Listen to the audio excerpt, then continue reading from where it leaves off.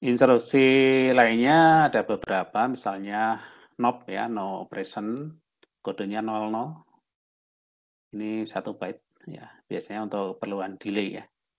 LT tadi sudah 76, terus in instruksi untuk masukkan data, out mengeluarkan data, RAL dan RAR.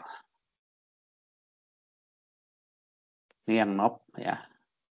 Biasanya untuk delay atau menunda. Jadi satu NOP itu 4 clock. Jadi kalau perlu di delay sebanyak 400 clock ya, NOP-nya ini dieksekusi looping ya 100 kali ya. Tinggal satu clock-nya berapa itu waktu eksekusinya. Misal ini ya, SAP2 ini clock-nya 1 MHz. Berapa waktu yang dibutuhkan oleh subroutine ini? Ini ya, program kecil. Nah, ini MVIC 46. 46 itu hexadecimal 70. C-nya di sini. Kemudian DCRC. C-nya dikurangi 1. Jika belum 0, looping lagi. Oke, berarti ini sebanyak berapa? 70 kali. Terus knob ya. Di sini knob-nya tidak ada di dalam looping ya, berarti knob-nya hanya sekali ini ya. Kalau red ini berarti ini contoh ini program atau fungsi yang akan yang panggil ya. Kalau cirinya ada red ini. Ini maksudnya knob ini contoh, cuma 1 kali di sini ya. Nah, kalau dihitung waktunya, ya, dihitung waktunya. Nanti ada di PR ya, soal menghitung waktu.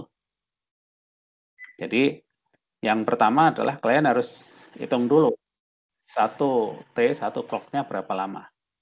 Kalau frekuensinya 1 MHz, 1 MHz 1 juta ya. Jadi 1/f, 1/10⁻⁶, atau 10⁻⁻6 second. Ya, ini sama dengan 1 mikrosecond. Jadi 1 clock-nya ini 1 mikrosecond. Nah, sekarang dihitung masing-masing instruksi.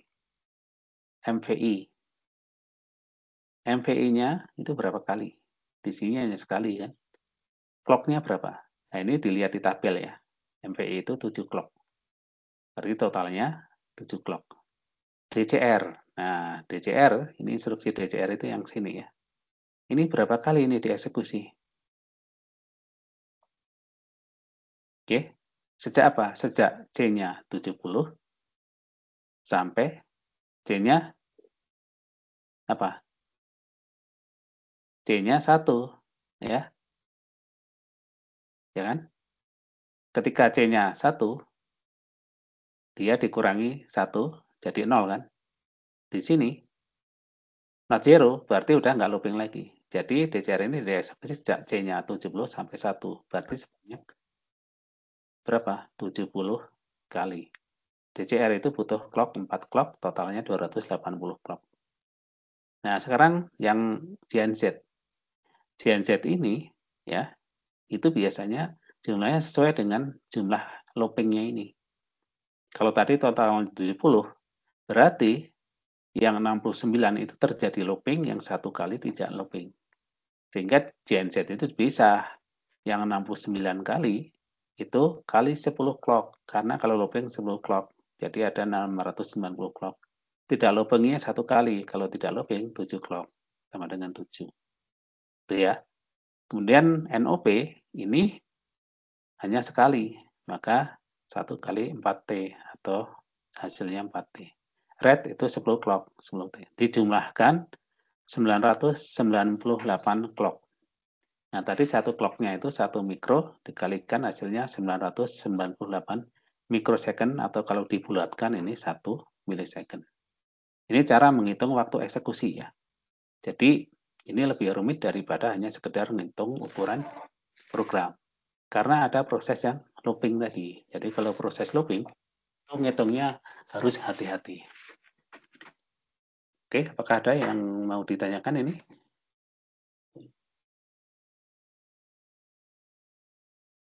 Tidak ada? Nah, kalau ini instruksi in dan out, ini ya sekedar informasi saja ya. Ini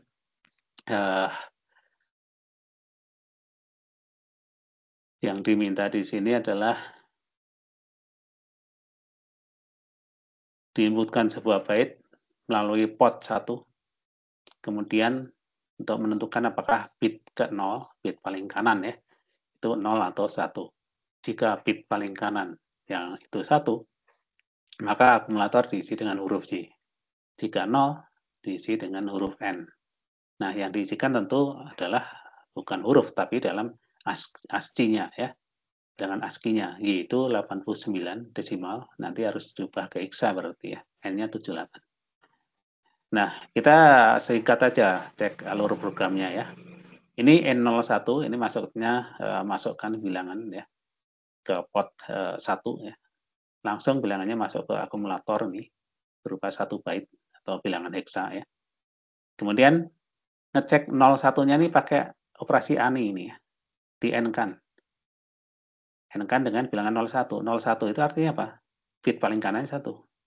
Hasilnya apa? Kalau bilangan yang dimasukkan itu paling kanannya 0, pasti hasilnya 0. Kalau yang paling kanan 1, pasti hasilnya 1. Ya, ya ini dicek aja hasil dari operasi ini ya, N ini. Jika 0, ya dia lompat ke yes. Yes itu apa? MVA diisi 4E. 4E itu hexa dari 78. 78 itu ASCII dari huruf N. Oke, sini. Tapi kalau bukan 0, ya, jika bukan 0, register A diisi dengan 59. 59 itu hexa dari 89. 89 itu ASCII dari huruf Y. Terus jam tuh baris N. Gitu ya alurnya ya. Oke. Kemudian kalau RAR itu rotate aja ya, diputar. Ini misalnya ini ya, diputar. Ada 2 macam. Ini putar apa ini? Ini berarti putar kiri ya, putar kiri. Gerakannya berarti dari sini ke sini. Nah, hasilnya ini, satunya ini pindah ke sini. Kalau ini putar kanan. Nolnya ini pindah ke sini. Kemudian ini kalau output ya, ini juga just info aja.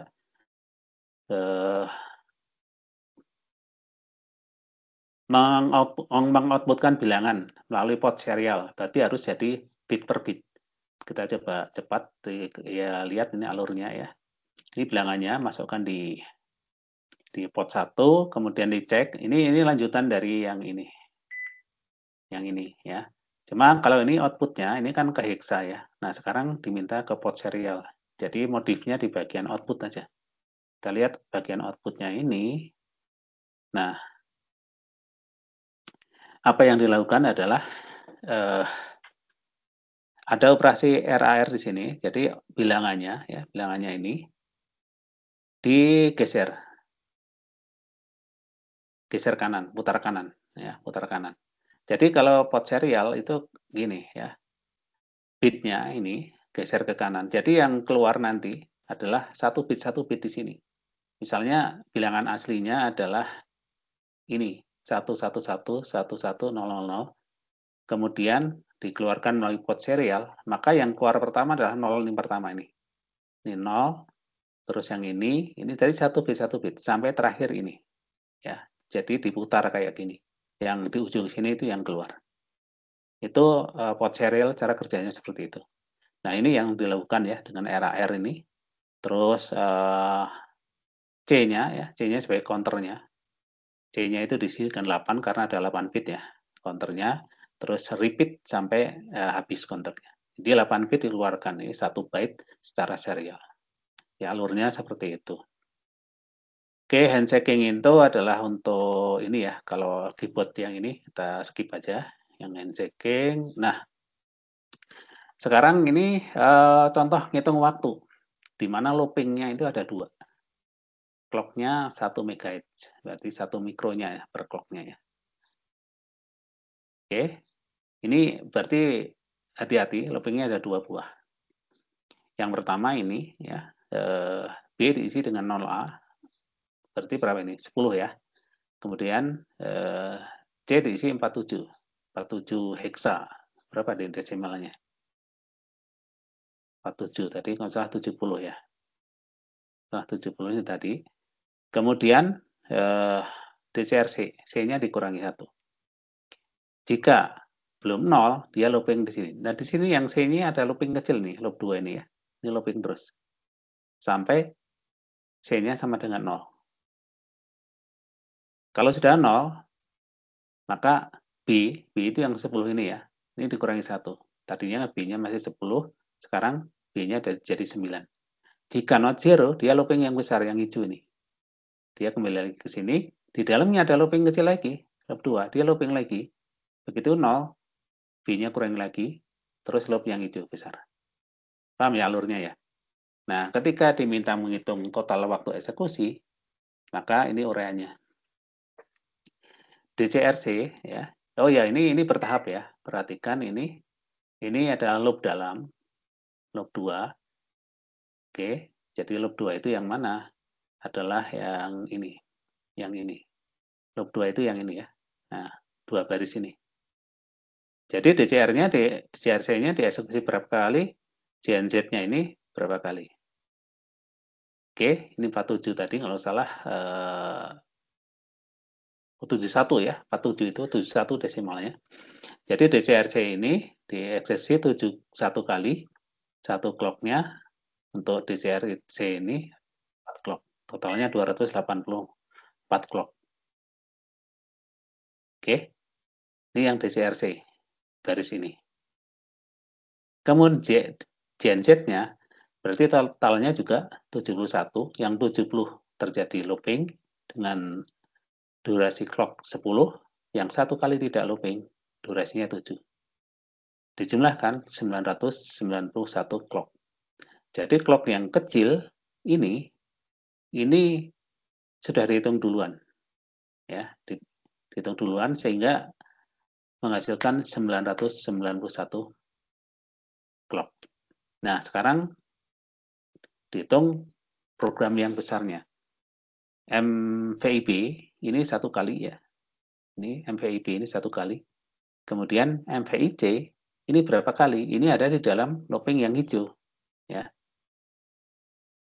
Oke, ada di dalam looping hijau kan? Nah, berapa lama? Berapa lama dieksekusinya? Nah, sekarang perhatikan ya. Counter untuk yang looping besar, ya, yang hijau tadi, ini adalah ini, yang disimpan di variabel B. Karena di sini ya, ada DCRB kan. Jadi counternya yang di sini, ya, ini ditentukan oleh yang B, variabel B ini. Nah, variabel B itu 10, sehingga di sini MVIB ini adalah 1 kali, MVIC ini 10 kali. Kemudian MVIC itu 7 clock, sehingga totalnya 70.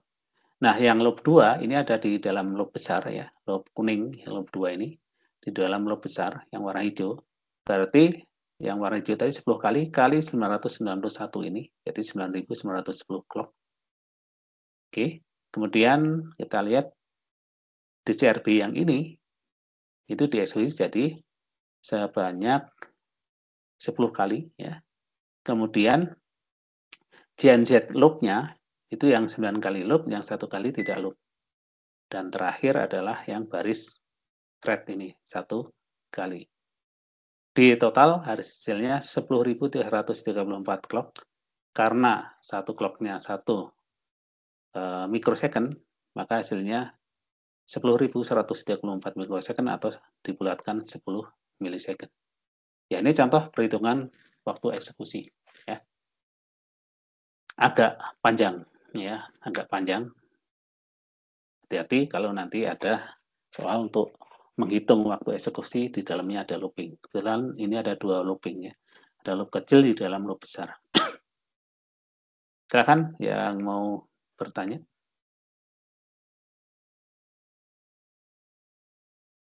Ini contoh lebih sederhana ya, hanya 1 loop. Nah, ini adalah daftar kode untuk instruksi di SAP2. Jadi ini instruksinya ini ya. ada sekian puluh ini kode. Kemudian ini, daftar yang lebih lengkapnya. Ada kodenya, ada clock-nya, kemudian mempengaruhi flag atau tidak, ya jenis addressing-nya, ukuran instruksinya ya. Ini instruksi yang lebih lengkap nih tabelnya. Kalau tadi hanya kode saja. Oke, apakah ada yang mau ditanyakan sampai di sini?